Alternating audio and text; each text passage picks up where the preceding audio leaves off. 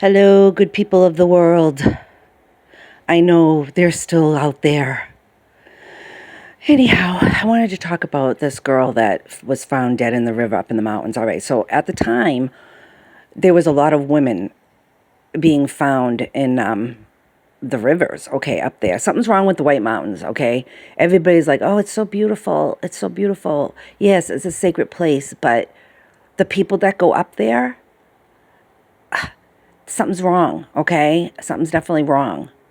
All right. So I'm not going to say what I really think it is, but anyway, she died when she was 33. Her name was Maggie, okay? And they found her like right behind where I worked, okay?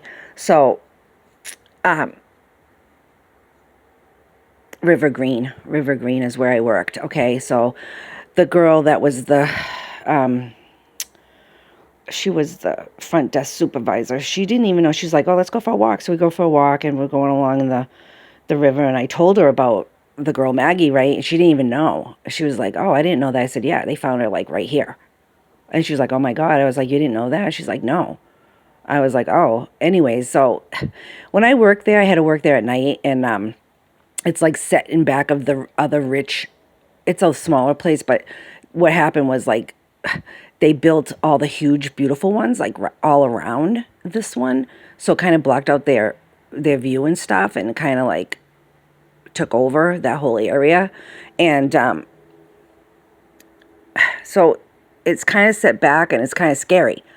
I didn't like it. I was like, I hope this fucking camera's out here, like in case anything happened. But I didn't like it. I always had a sketchy feeling, like even in the morning. I don't know. I just didn't like it. The vibe there. Okay. So I didn't get a bad vibe when I was homeless at Elbow Pond at all. All right.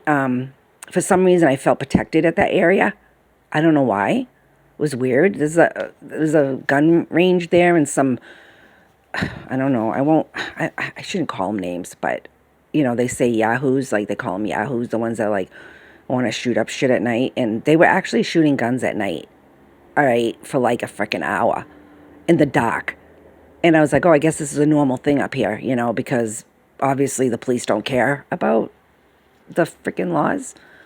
But anyway, so Maggie, so I was talking about it when I worked at the Village of Loon, right, to this woman Deb, and she was the one that would always laugh, like an uncomfortable, weird laugh at me, like I was doing something wrong. Like she would laugh for no reason.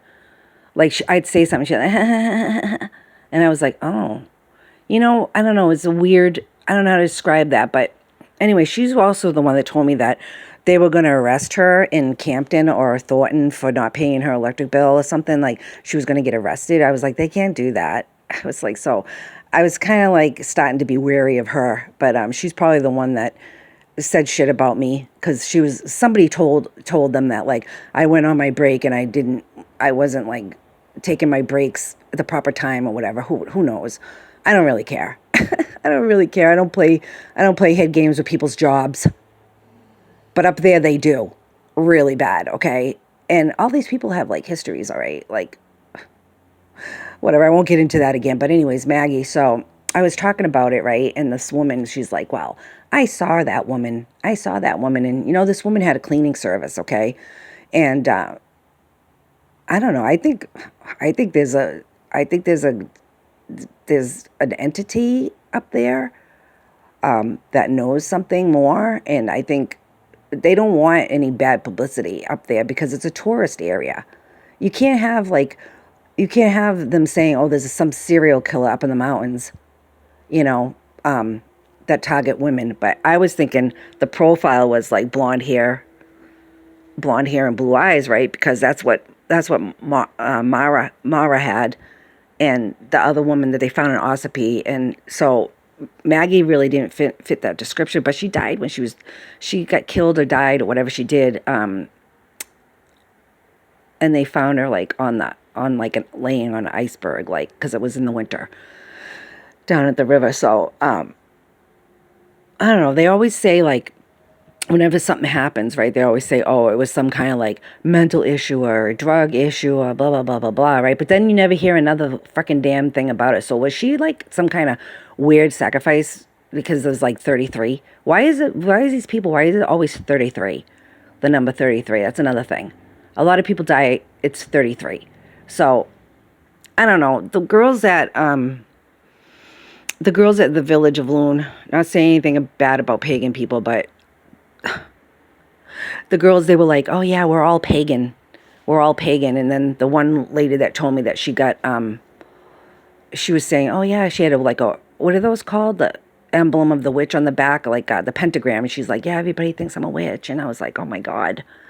And the other girl was showing me like all her wedding pictures of like, so is this like some secret coven up in the mountains? And they like need their sacrifices. I don't know. I don't even believe in this shit, but I guess it's true. I guess it really is true. Is there some kind of secret coven in the mountains and they need their sacrifices? I don't know. Or is it law enforcement? Is it somebody being protected? Because they were talking about some, I don't know if they found him, but some law enforcement guy that came up here from Massachusetts or something. And I don't know, but I was definitely getting checked out by the cops. Okay. So one of the cute cops, all right, a couple of them were cute. All right. Like I could never date a police officer, I don't think. I don't know. But some of them are cute. I don't know. Something about the men in the uniform with me.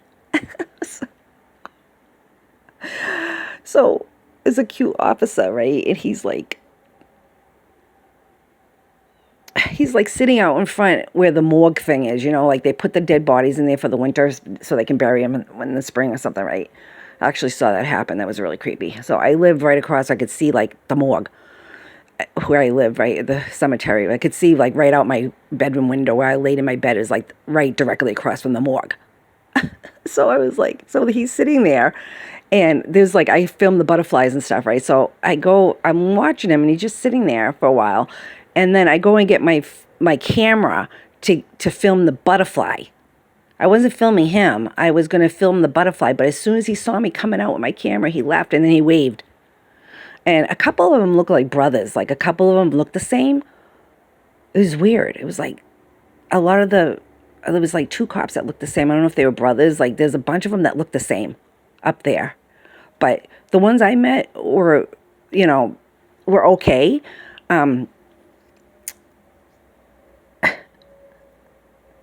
They were okay, but they still have that they still have that attitude, like you have this. I feel this vibe from them, like, lady, we're not gonna help you. There's nothing we can do to help you. It's like that's what it feels like. So when Officer Learned came, right, Seth, I think he's a nice guy. He walked away, right, when I said to him, like, oh, have a good day, stay safe, because it's like, it's really brutal out there. I feel bad for officers, I'm sorry. Even though some of them are bad, I still feel bad for them because they have to deal with a lot of fucked up people, okay? So he walked away and it was like his body vibe, like his body language, like I read body language, all right? His body language was really like his shoulders were down and, like, I think he knows what's going on, but he didn't want to be a part of it. All right. A lot of these officers is just their job. They don't want to be a part of it. All right. But they have to because the brotherhood of silence, I guess. I don't know. So anyways, that was my thing about Maggie. I don't know. Now you never hear anything about it. All right. Is this like a mafia hit? Is this just, did she just give up? Did she, nothing else? You never hear another damn thing about it. All right. You never hear another damn thing about it. It's weird. And then all the other women that they were finding, there was like a little episode, right? And some people were like, oh, there's a serial killer. But, nobody, I was saying that at the village and that lady, Deb, like, just cut me off right away. She's like, oh, there's no serial killer. That's just, she had mental issues. And I saw her walking down the street, something not right. And I was like, oh, like she shut me right down. Like she couldn't listen to anybody else's opinion of it or like a theory. So anyways, I said, I've had enough of this world. I'm ready. I'm like, Lord, I did my mission. Okay. People don't care. And people are very self-centered and non-caring in this world. And I can't be a part of it. I can't be a part of that. So I want to get out of here. So anybody want to help me out with that would be great. I want to send one of your thugs, one of your thugs with the guns or something, or a secret guy. I don't know what you're going to do. but I don't want to be here anymore. The only reason why I'm staying is for one reason. One reason, that's it. So, poor Maggie. You know? And then I just find it funny that instead of caring about what happened to the girl, they're like automatically want to say that it's her mental health, or automatically saying that, instead of really looking into it, they just want to automatically say their thing, like automatically dismiss it. You know how many times that has happened to me where people just automatically, it's like, can you have an open mind? Like, think about other scenarios. That's what detectives do. They look at all the scenarios. They don't just look at one scenario. They look at all the scenarios. Okay, I'm not talking too much today. Oh, God. All right, bye.